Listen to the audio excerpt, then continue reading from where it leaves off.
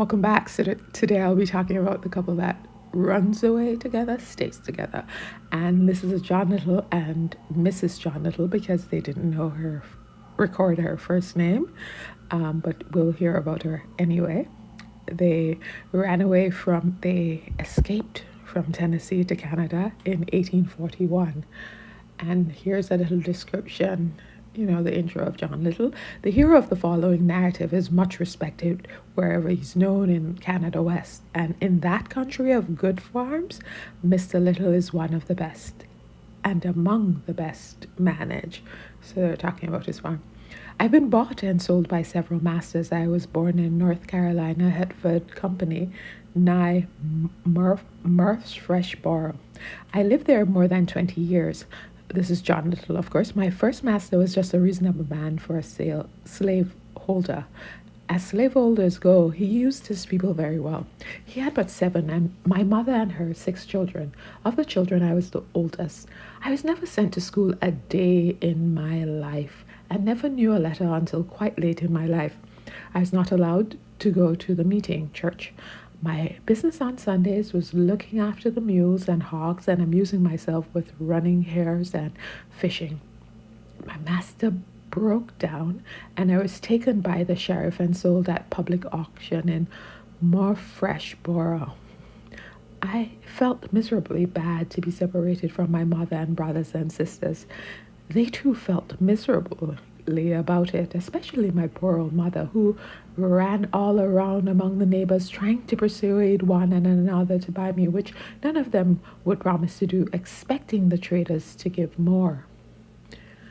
This she did on Sundays. Weekdays she had to work on the farm. Finally, I was sold to a man in the same county, about 10 miles from the first place. He abused me like a dog, worse than a dog, not because I did anything wrong, but because I was a N-word. My blood boils to think about him. Let me be where I will. It don't seem to me that even upon the Lord's day, and now I know that there's a hereafter, it would be a sin before God to shoot him if he were here. He was so bad.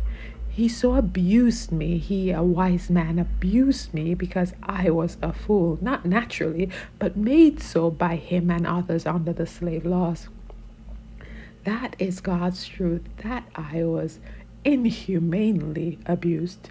At the time of the sale, I was about 23, but being a slave, I did not know my age. I did not know anything. And after being there 3 weeks, I wanted to go back to see my mother, who was broken-hearted at loss of her children. It seemed as if the evil one had fixed it so, for then 2 daughters were taken and carried off to Georgia. She had been sold before for the fellow's debt, sold close by a private sale. I asked leave to my master Saturday night.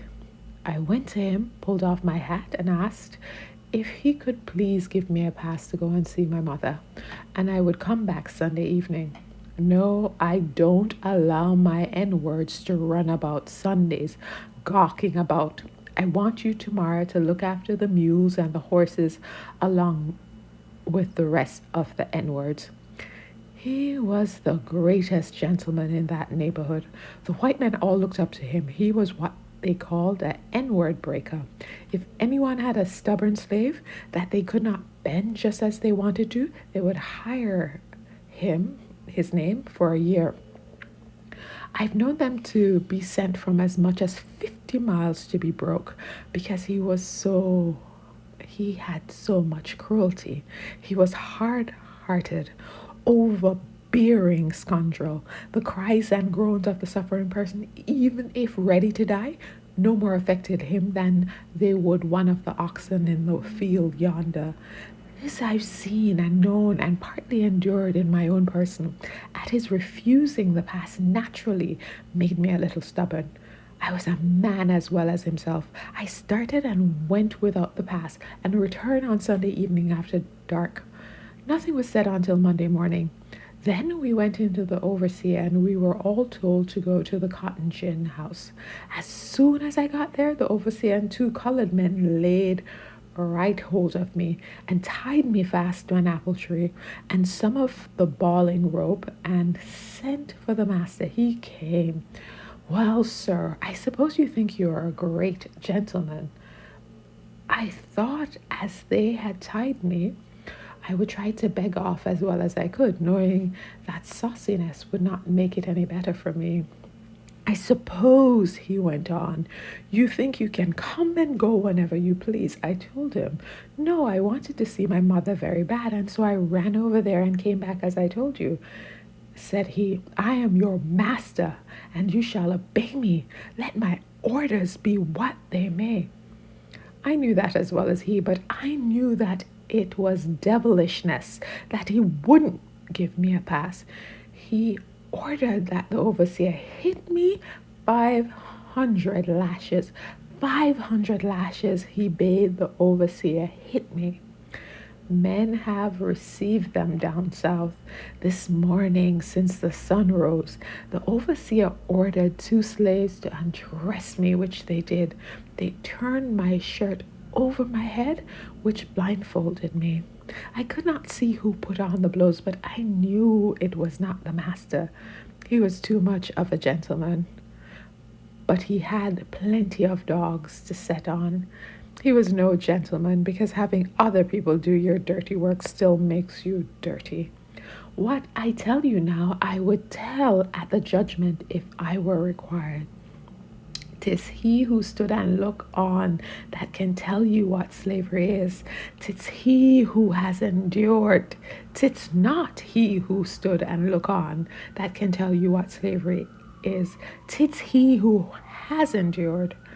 I was a slave long enough and had tasted it all. I was black, but I had the feelings of a man as well as any man. Of course, because being black doesn't make you a lesser man.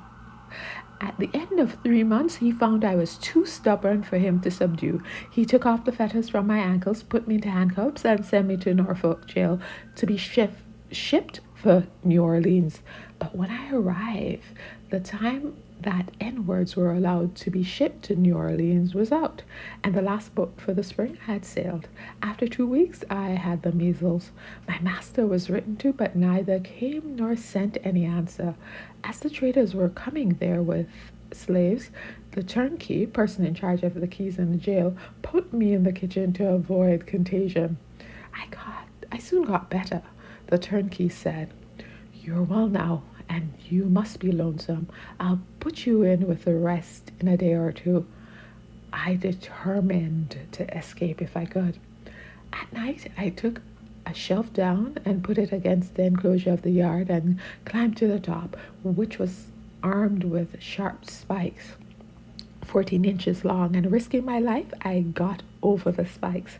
Just as I had done this, the 9 o'clock bell rung, the signal for the patrols. I fell on the outside and made for the river.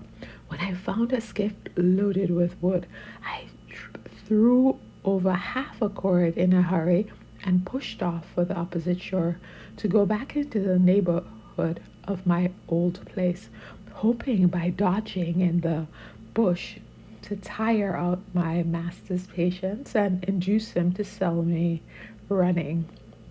Having lightened the skiff, I paddled across and went back to North Carolina to my mother's door. I ran about there in the bush and was dodging here and there in the woods 2 years. I ate their pigs and chickens. I did not spare them. I knew how to dress them, prepare them for cooking, and I did not suffer from want of food. This would not have taken place had my master complied with my reasonable request for a pass. After I had done my work well, without any fault being found with it.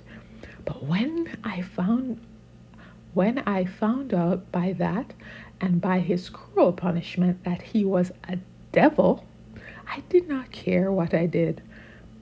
I meant he should kill me or sell me.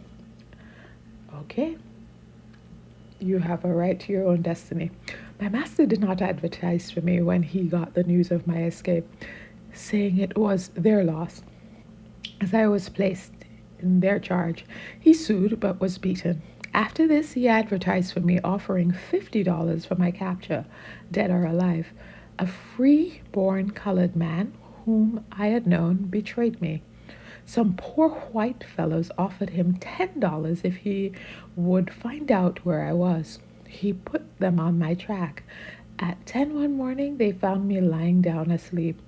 I partially arose and heard one said, "Don't shoot. It may be somebody else lying down drunk." I arose with my face toward them. There were 6 young white men armed with guns. I wheeled and ran. They cried out, "Stop, or I'll shoot you." One of them, a real youngster, hit me, firing first. The others fired and said they shot their best but did not hit. A bullet and a buckshot entered my right thigh. The shot came out, but the bullet went to the bone and is there yet. It injured a sinew so that my foot hurts me to this day when I walk. I ran about a quarter of a mile, then my foot all at once gave out and fell. They came up with dirks or long knives, threatening me with instant death if I even winked my eyes towards the molesting, attacking them. They took me in a cart and put me in the county jail. All that night, I lay wishing that they had shot me dead. I did not want to face that hyena again, but he was as afraid of me as I was of him. He would not have me, he said, come on his farm again. This is the enslaver. He kept me in jail until a slave driver came from western Tennessee. He took me out to Tennessee to hire out or sell anything to get rid of me. I was hired out to TR in Jackson. He doesn't give people's names. Madison, 2 years. I did very well. The man who hired me was a pretty fierce sort of man for a slaveholder. During the 2 years, I became satisfied with my condition, and in about a year after, married a young woman belonging to TN. She is living with me yet, so he was still married to her. All right. So I promised you a couple, but I've only been talking about a man. You just heard when they got married, right? So we'll be introduced to the other half soon in the next section. Thank you so much for listening.